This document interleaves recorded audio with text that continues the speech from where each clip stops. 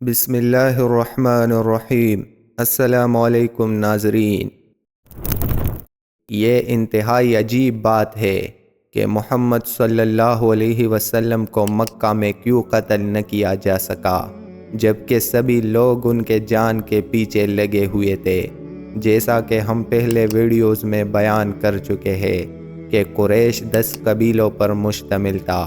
ان میں سے ایک قبیلے کا نام بنی ہاشم تھا اور آپ علیہ السلام اسی قبیلے کے شخص تھے۔ اگر یہ دوسرے 9 قبیلے آپ صلی اللہ علیہ وسلم کو قتل کرتے تو قبیلہ بنی ہاشم کے رسم کے مطابق ان کو خون بہا دیتے، یا پھر ان 9 قبیلوں کو بنی ہاشم کے انتقام کا سامنا کرنا پڑتا۔ یہی وجہ تھی کہ یہ قبائل محمد صلی اللہ علیہ وسلم کو قتل کی جرت نہیں کر رہے تھے۔ حالانکہ انہوں نے 2 مرتبہ قتل کرنے کی کوشش کی، لیکن وہ کامیاب نہ ہوئے اور ان کے دونوں منصوبے ناکام ہو گئے۔ ان ناکامیوں کے بعد وہ سست پڑ گئے۔ وجہ یہ ہوئی کہ پیغمبر اسلام کو مکے کے ایک طاقتور ترین مرد کی حمایت حاصل ہو گئی۔ جب بھی محمد صلی اللہ علیہ وسلم گھر سے باہر تشریف لاتے، لوگ آپ علیہ السلام کو پتھر مارتے، زمین پر گرا لیتے اور ٹھوکریں مارتے۔ ایک دن ابو جہل کی تحریک پر لوگ محمد صلی اللہ علیہ وسلم کو پتھر مار رہے تھے اور آپ علیہ السلام بہت زخمی ہو چکے تھے۔ اس وقت تماشائیوں میں سے ایک شخص محمد صلی اللہ علیہ وسلم کے چچا حمزہ کے پاس گیا۔ حمزہ ایک پہلوان تھا اور وہ ابھی شکار سے واپس آیا ہی تھا کہ اس تماشائی نے اس سے کہا کہ تم پہلوان تو ہو، مگر تمہاری غیرت کہاں گئی کہ لوگ تمہارے بھتیجے کو پتھر مارتے، ٹھوکریں لگاتے اور تمہارے قبیلے کو گالیاں دیتے ہیں اور تو اس کی حمایت نہیں کرتا۔ حمزہ نے آج تک اس پہلو سے محمد صلی اللہ علیہ وسلم کی طرف توجہ نہیں کی تھی، کیونکہ اس نے سن رکھا تھا کہ آپ علیہ السلام ہمارے اجداد کے عقیدے کی مخالفت کرتا ہے، اور اس کے لیے تو اجداد کا عقیدہ محترم تھا۔ لیکن جب اس نے سنا کہ لوگ میرے بھتیجے محمد کو پتھر مارتے اور ٹھوکریں لگاتے ہیں، خصوصاً اسے جب یہ بتایا گیا کہ گندی گالیاں بھی دیتے ہیں، تو حمزہ نے اس شخص سے پوچھا کہ کیا گالیاں دیتے ہیں؟ اس پر اس آدمی نے کچھ گالیاں سنا دی جو لوگ محمد صلی اللہ علیہ وسلم کو دیا کرتے تھے۔ جب حمزہ کو معلوم ہوا کہ لوگ میرے بھتیجے کو فحش گالیاں دیتے ہیں، تو غصے سے اس کی حالت اس طرح بدلی کہ اس کا سرخ چہرہ سیاہ ہو گیا۔ ویسے بھی عرب بادیان نشین کلام کو بہت اہمیت دیتے تھے، خواہ وہ کلام ان کی تعریف میں ہو یا مخالفت میں۔ بدوی عرب اپنے بزرگوں کی شان میں بد زبانی کو ناقابل معافی جرم قرار دیتے تھے، چونکہ وہ لوگ کلام کو بہت اہمیت دیتے تھے۔ یہاں تک کہ اگر کوئی آدمی اپنی بیوی سے کہتا کہ تیری پیٹھ میری ماں کی پیٹھ جیسی ہے، تو وہ بیوی اس پر حرام ہو جاتی تھی۔ نیز بد کلامی یا گالی خواہ ایک فرد کو ہی کیوں نہ دی گئی، وہ پورے قبیلے کی توہین تصور کی جاتی تھی۔ لہٰذا حمزہ نے تلوار اٹھائی۔ یہ تو اسے معلوم ہی ہو چکا تھا کہ محمد صلی اللہ علیہ وسلم کی مخالفت میں تحریک کا لیڈر ابو جہل ہی ہے۔ وہ اس کے گھر گیا اور اسے خوب تھپڑ لگایا اور کہا، اے ابو جہل، تو نے کیا سمجھ رکھا ہے کہ محمد بے یار و مددگار ہے؟ تو اس لیے انہیں پتھر مارتا اور گالیاں دیتا ہے؟ میں آج سے دین محمد صلی اللہ علیہ وسلم کو قبول کرتا ہوں، اور جس نے محمد کو برا کہا اس سے میں خود نپٹ لوں گا۔ حضرت حمزہ کا مسلمان ہونا آپ علیہ السلام کے لیے بہت سود مند ثابت ہوا۔ حمزہ تمام پہلوانوں سے زیادہ طاقتور یعنی عرب رستم تھے، تاہم قریش کے افراد کی ایذا رسانی کم نہ ہوئی، حالانکہ انہیں یہ معلوم ہو چکا تھا کہ حمزہ محمد صلی اللہ علیہ وسلم کے چچا اسلام لا چکے ہیں۔ وہ آپ علیہ السلام پر پھر بھی حملے کیا کرتے تھے۔ لیکن اتنا فرق ضرور آیا کہ حضرت حمزہ کے اسلام لانے کے بعد آپ علیہ السلام اور دوسرے مسلمان کوہ صفا پر ایک گھر میں جمع ہونے لگے۔ یہ گھر خانہ کعبہ کے روبرو تھا، جس کا نام دار ارقم تھا، جو ارقم بن ابی ارقم کی ملکیت تھی۔ جب مسلمان اس گھر میں عبادت کے لیے جمع ہوتے تو کچھ لوگ ہاتھ میں تلوار لے کر باہر پھیرا دیتے تھے، اس لیے کہ ہر لمحہ خطرہ ہوتا تھا کہ قریش حملہ کر دے گے۔ آپ علیہ السلام مسلمانوں سے نظم و ضبط میں کسی قسم کی کوتاہی نہیں چاہتے تھے اور فرمایا کرتے تھے کہ عبادت کے وقت اس گھر میں ضرور پہنچنا ہوگا اور نماز با جماعت میں شرکت کرنا ہوگی۔ با جماعت نماز سے غیر حاضری پر کسی عذر کو نہیں مانتے تھے، مگر یہ کہ کوئی اتنا بیمار ہو کہ اٹھ بیٹھ نہ سکتا ہو۔ اہل عرب موت کی پرواہ اس وقت تک کرتے جب تک تلوار ہاتھ میں نہ لے۔ موت کے بارے میں عربوں کا عقیدہ یہ ہے کہ اجل یا موت انسان کے ہاتھ میں نہیں بلکہ خداوند تعالیٰ کے ہاتھ میں ہے، لہٰذا اگر کوئی تلوار لیے میدان جنگ میں اترے تو ہلاک نہیں ہوگا، صرف اس صورت میں کہ اس کی اجل آ چکی ہو۔ عرب اس عقیدے کی بنا پر میدان جنگ میں موت کا خیال تک ذہن میں نہیں لاتے تھے، بڑے ٹھنڈے دل و دماغ سے میدان جنگ میں لڑتے۔ حضرت حمزہ کے اسلام لانے کے بعد کچھ افراد اور بھی مسلمان ہوئے اور یوں مسلمانوں کی تعداد 30 سے زیادہ ہو گئی۔ مکے کے لوگ خصوصاً قبائل قریش نے اب اسلام کی فروغ حقیقی طور پر محسوس کیا اور پہلی بار اس بابت دار الندوہ جو ان کی مشورہ کرنے کی جگہ تھی، یہ مشورہ کی کہ کس طرح اس دین اسلام کو مزید پھیلنے سے روک لیا جائے، مگر وہ کسی خاص نتیجے پر نہیں پہنچے۔ قریش کے سرداروں میں ایک مرد جس کا نام عمر تھا، جب یہ مجلس ختم ہو گئی اور تمام بزرگ دار الندوہ سے چلے گئے تو عمر نے کہا، میں محمد صلی اللہ علیہ وسلم کو قتل کرتا ہوں اور مکے والوں کو اس شر سے رہائی دلاتا ہوں۔ تمام اشراف قریش چاہتے تھے کہ محمد صلی اللہ علیہ وسلم کو قتل کر دیے جائے، لیکن کوئی بھی جرت نہیں کرتا، تاہم عمر نے اس ذمہ داری کو اٹھا لیا۔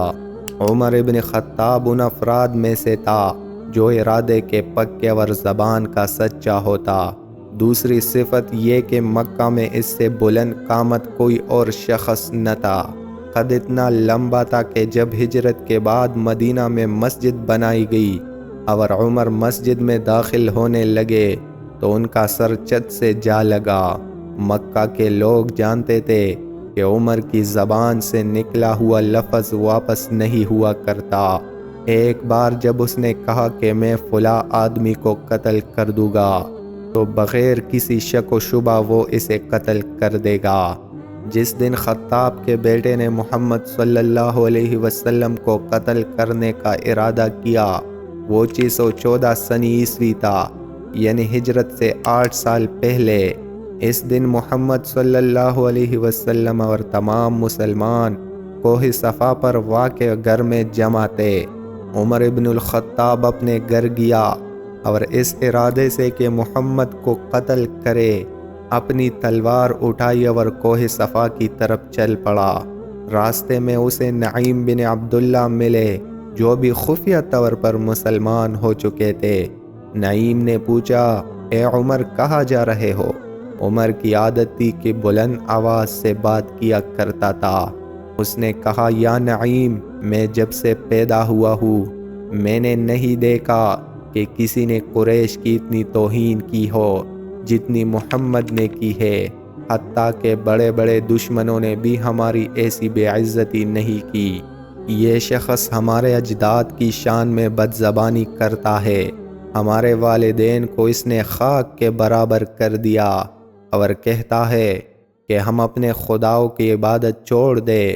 ہم نے آج تک صبر کیا صرف اس لحاظ سے کہ یہ محمد قبیلہ قریش سے ہے، لیکن اب ہم اس کی اس بے باک توہین سے تنگ آ گئے ہیں۔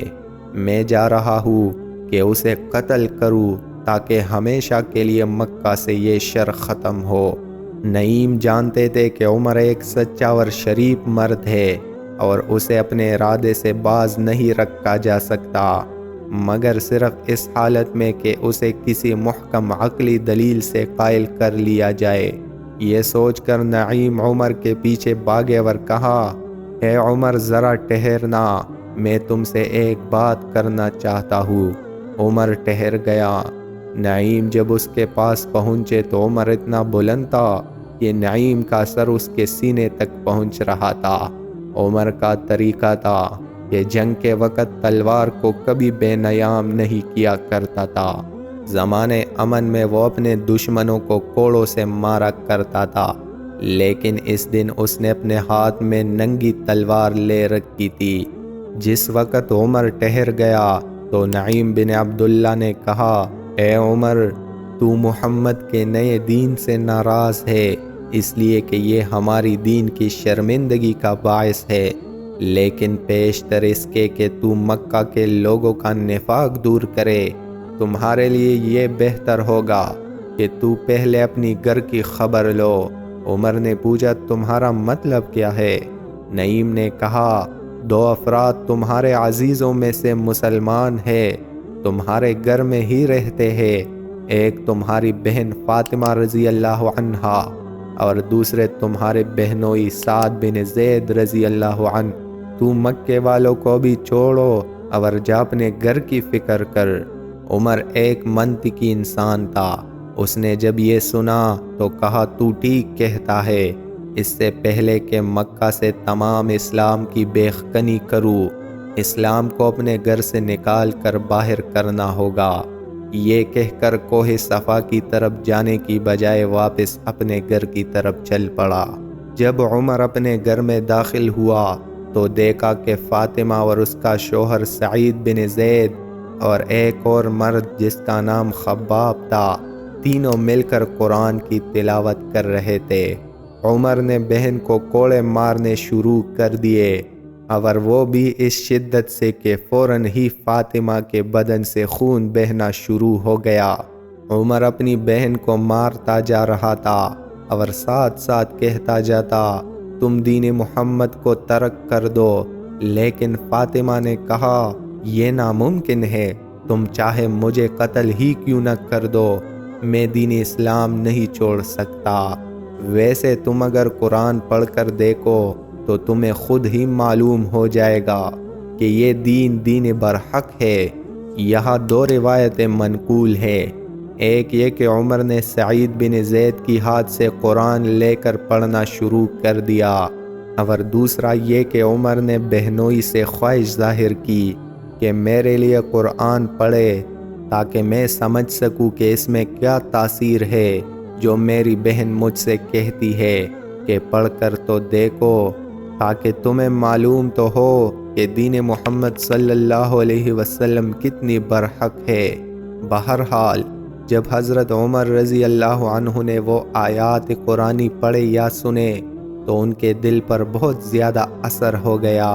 انہوں نے بہن کو چوم لیا اور ان تینوں سے کہا، میں فوراً مسلمان ہونا چاہتا ہوں، مجھے رسول اللہ صلی اللہ علیہ وسلم کے پاس لے چلو۔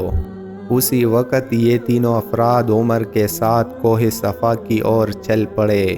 مسلمانوں نے جو کوہ صفا پر موجود تھے جب دیکھا کہ عمر اپنی زخمی بہن کے ساتھ آ رہا ہے تو وہ یہ سمجھے کہ عمر کسی کو قتل کے ارادے سے آ رہا ہے۔ بہرحال عمر نے یقین دلایا کہ وہ اسلام قبول کرنے کے لیے آیا ہے۔ عمر بن الخطاب رضی اللہ عنہ 40ویں فرد تھے جو مسلمان ہوئے۔ عمر کا اسلام قبول کرنا مسلمانوں کے لیے ایک بڑی مدد تھی۔ اسے تاریخ اسلام کا بہت اہم واقعہ سمجھا جاتا ہے۔ عمر اس قدیم دنیا کے ایک مثالی فرد تھے، جیسا کہ پہلے بتایا جا چکا ہے۔ عمر بلند قامت، چوڑے چکلے شانوں اور بہت بلند آواز کے مالک تھے۔ وہ جب اونچی آواز نکالتے تو ان کی آواز 1000 قدم تک سنی جا سکتی تھی۔ وہ تمام صفات جو ایک مثالی اصیل عرب میں ہونی چاہیے، عمر میں وہ تمام صفات موجود تھے۔ عمر بن الخطاب اسلام لانے سے پہلے بھی غیر اخلاقی کاموں کے عادی نہیں تھے، اور ایک بدوی عرب کی طرح کھانے پینے میں افراط سے پرہیز کرتے تھے۔ یہ بلند قامت اور چوڑے شانوں والا انسان صرف 5 لقمے غذا پر اکتفا کیا کرتا۔ اسی بنا پر اپنے دور خلافت میں بعض اوقات آپ 15 دن رات مسلسل کام کرتے تھے، بغیر اس کے کہ تھکاوٹ کے آثار نمایاں ہو۔ عمر بن الخطاب بہت انصاف پسند تھے، ہرگز کسی مجرم کو سزا دیے بغیر نہیں چھوڑتے تھے۔ حضرت عمر رضی اللہ عنہ 10 سال مسلمانوں کے خلیفہ رہے۔ اس تھوڑی سی مدت میں دنیا کے 3 بڑی سلطنتوں ایران، مصر اور روم کو فتح کیا۔ زندگی کے آخری لمحے تک جب آپ قدیم دنیا کے ایک بڑے حصے کے حکمران تھے، خاک یا کھجور کی چٹائی پر بیٹھا کرتے تھے، اور ایک وقت میں فقط 5 لقمے غذا پر اکتفا کرتے تھے۔ اس دن جب کوہ صفا والے گھر میں عمر حضرت محمد صلی اللہ علیہ وسلم پر ایمان لائے تو انہوں نے آپ علیہ السلام اور مسلمانوں سے کہا، آؤ اب ہم خانہ کعبہ چلتے ہیں۔ اور پھر پہلی بار مسلمان مکہ شہر میں آزادانہ گزرے اور خانہ کعبہ پہنچ کر نماز ادا کی۔ اس موقع پر ابو جہل، ابو سفیان، ابو لہب اور کئی دوسرے سرکردہ افراد خانہ کعبہ کے مقابل میں جمع ہو گئے تھے، مگر انہیں جرأت نہ ہوئی کہ خانہ کعبہ میں داخل ہو جائے۔ نماز سے فارغ ہو کر جب مسلمان خانہ کعبہ سے باہر آئے تو عمر بن الخطاب نے سرداران قریش سے کہا، اگر آج کے بعد محمد صلی اللہ علیہ وسلم اور اسلام کے متعلق کوئی بات ہو تو آپ مجھ سے رجوع کریں، نیز میں آج سے مسلمان ہو گیا ہوں۔ قبیلہ قریش کے سردار عمر سے اس قدر خوف زدہ تھے کہ ان میں سے کسی کو ان کی بات کا جواب دینے کی جرأت نہ ہوئی، اور تمام مسلمان اپنے اپنے گھروں کو لوٹ گئے۔ اسی دن حضرت عمر نے آپ علیہ السلام کو ان کے گھر تک چھوڑ دیا۔